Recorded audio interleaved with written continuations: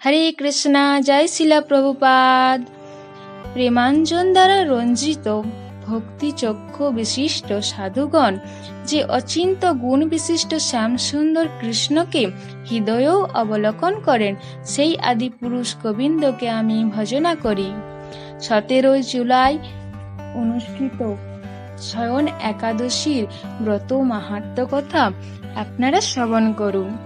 যুধিষ্ঠির মহারাজ বললেন, হে কৃষ্ণ, আষাঢ় মাসের শুক্লপক্ষের একাদশীর নাম কি? এর মহিমাই বা কি? তা আমাকে কৃপা করে বলুন।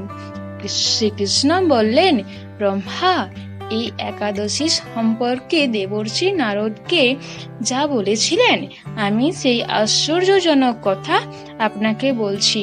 শ্রী ব্রহ্মা বললেন, হে নারদ, এ সংসারে একাদশীর মতো পবিত্র আর কোনো ব্রত নেই। সকল পাপ বিনাশের জন্য এই বিষ্ণু ব্রত পালন করা একান্ত আবশ্যক।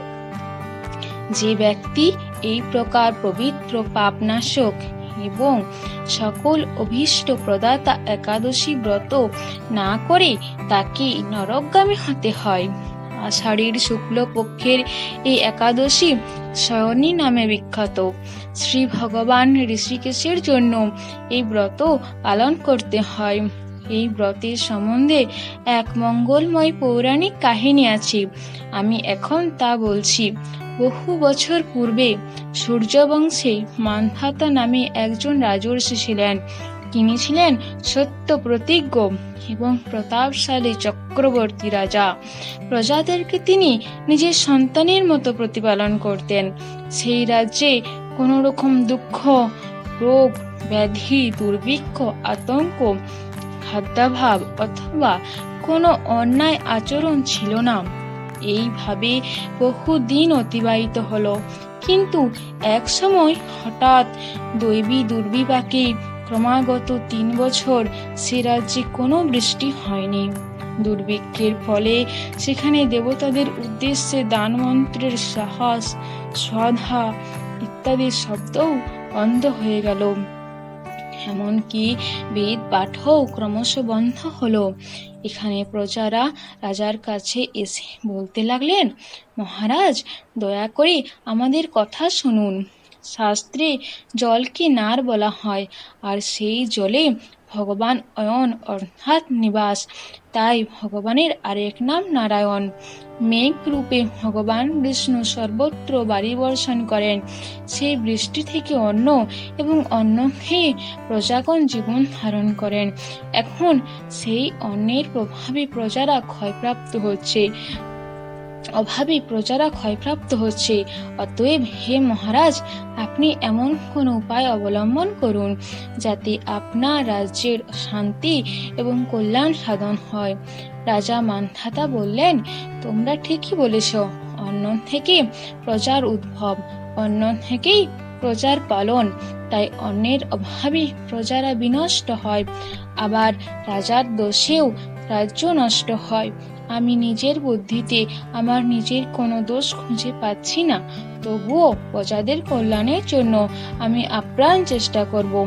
তারপর রাজা ব্রহ্মাকে প্রণাম করে সৈন্যসহ বনে গমন করলেন। সেখানে প্রধান প্রধান ঋষিদের আশ্রমে ভ্রমণ করলেন। এইভাবে একদিন তিনি ব্রহ্মার পুত্র মহা তেজস্বী অঙ্গিরা ঋষির সাক্ষাৎ লাভ করলেন। তাকে আশীর্বাদ ও কুশল প্রশ্ন জিজ্ঞাসা করলেন। রাজা তখন তার বনে আগমনের কারণ সবিস্তারে ঋষির কাছে জানালেন। ঋষি অঙ্গিরা কিছু সময় ধ্যান থাকার পর বলতে লাগলেন, হে রাজন, এটি সত্য যুগ। এই যুগে সকল লোক বেদ পরায়ণ এবং ব্রাহ্মণ ছাড়া অন্য কেউ তপস্যা করে না। এই নিয়ম থাকা সত্ত্বেও এক শূদ্র এই রাজ্যে তপস্যা করছে।